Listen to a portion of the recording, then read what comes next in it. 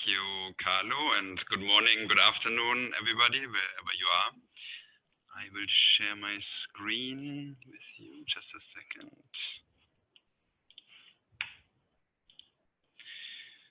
So I suppose you can all see my screen now. Yes, so thank you for the introduction, and also thank you for having me.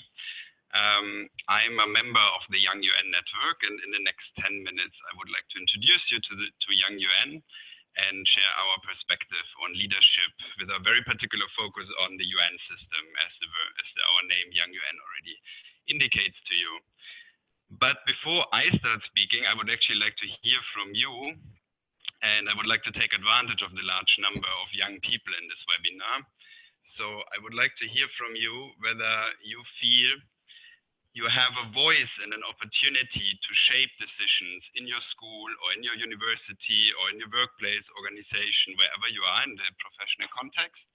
And I hope I can ask Carlo, Marco, or anyone skilled to put up the poll, if this is possible.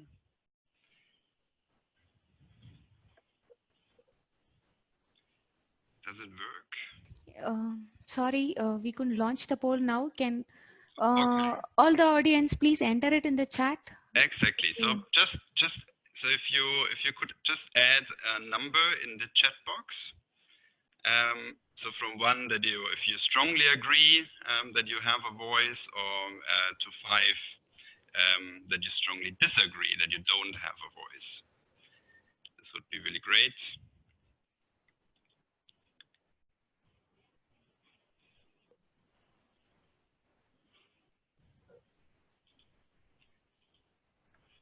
Okay, I see a lot of numbers coming in.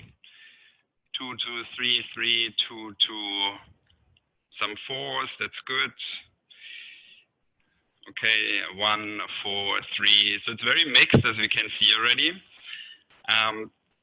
There's maybe a slight tendency to the agreement, which is really great.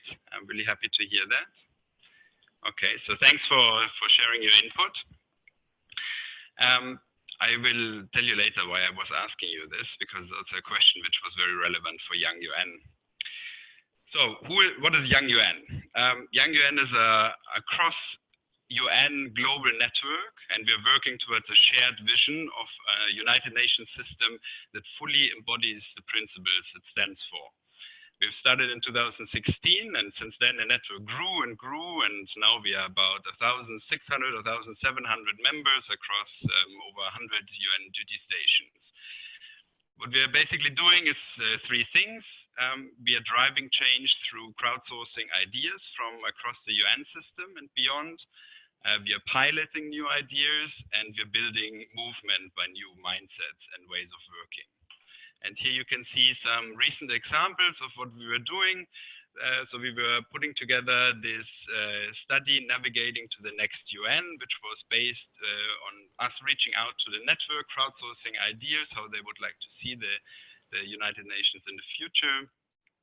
Then we were piloting things. We had an innovation time pilot with 30 colleagues from different UN organizations. They all got about 20% of the working time to be used for innovative thinking, innovative ideas, innovative projects. And most recently, we launched a matchmaking platform called Connector for COVID, which is connecting colleagues needing support for certain projects with other colleagues who might be able to offer this support and who can provide these skills.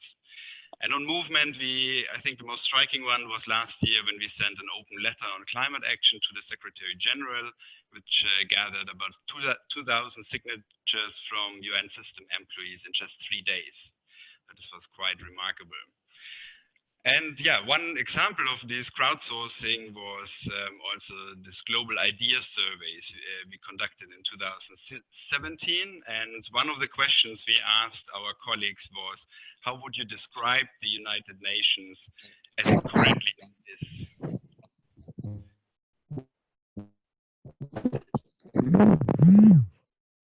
Okay, sorry, there was a strange noise. So yes, so we asked our colleagues how to describe the United Nations system, and here on the slide you see some of the most frequently mentioned attributes, and the size indicates the frequency, and you see bureaucratic, slow, hierarchical, inefficient. And if you think about leadership, this is maybe not the most charming certificate you might want to receive. And all these attributes might be also motivating UN employees to leave the United Nations system.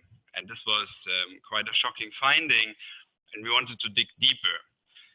So last year we conducted another study with our network where we asked about, and we had about 860 employees from different entities replying to this. And you see some of the key findings here, which are very related to leadership, I think. So the three I picked for this presentation today is that first, half of the respondents don't feel that their organization is transparent and shares information openly. And only 2 out of 10 respondents feel that they have a voice and opportunities to shape decisions in their organization. And that's why I conducted this poll, just to cross-check with you. And it seems like you in your organizations might feel a little bit different about this, but in the United Nations, only 20% of people felt this way, that they do have a voice and opportunities to shape decisions. And the third finding was that over 1/3 of respondents doesn't feel encouraged to come up and experiment with new ideas. So all these findings reflect a certain leadership style, which by some people, as you saw on the previous slides, could be characterized as hierarchical and not really participatory. So one of our main conclusions was, from this survey and also from other studies we conducted, was that there's a huge appetite for participating in decision-making process. And Gary and Marco and Thomas, you made this very clear also in your introductory remarks. We need more inclusive and participatory leadership and management systems. So we need something like democratized leadership. And some key ingredients of democratized leadership are here on the list. Of course, this list is not exhaustive. There are many more. But I think one of the key ingredients is certainly trust. So we need to trust in the ability of young people and provide them with learning and training opportunities. Leadership is a skill.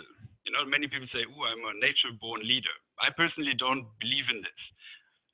It's a skill, it's a complex mix of different skills, of knowledge, of expertise, also some soft skills, charismatic leaders, and so on. Another very important ingredient, in my opinion, is transparency. So we need to ensure that access to information is there, and we need to promote a transparent and open communication. And that's a prerequisite for participation, which is the next point. We need to enable an active participation of young people, not just checking the box. Oh yeah, we talk to the youth. No, we need them to actively participate and include them in consultation processes and in decision-making bodies. And this brings me to the next point, which is to distribute responsibility and grant more autonomy to young people. And leadership is too often very narrowly attached to one person, but it's actually, there's a collective which could be also seen as a leadership. And for me, a very important part is also this leading by example. This is pretty self-explaining. I think the best way of teaching young people good and inclusive leadership is to role model it. Just show how it's done. And that's why I said it's not exhaustive. There are more attributes, but I just picked those which I found most relevant also for this workshop today. So for some people, this whole thing about democratized leadership sounds rather abstract, and especially in the context of the UN system, people think, well, like this is, no, we have like a very top-down hierarchy. But it's actually less abstract than it sounds. 1 minute. Okay. I will hurry up. So it's less abstract than it sounds because Young UN is actually showing that it's possible. And what we do is we work in networks, our teams are self-managed, we have roles defined by the availability and the ability of people, we are distributing our decision-making, we work on consensus-based, we are transparent in the communication, and we are constantly evolving. That's why we are different. And I leave you with this slide, since Carlo is telling me to wrap up, which are key points. And I mean, Gary said it in his introductory remarks, that social transformation is not new. And I would like to add the noise, the idea of inclusive participation. There has been so much discussion about it. And these points you see now on the slides, they are not new, but as long as they are not implemented, they remain relevant and we have to repeat them. That's it. Thank you, Carlo.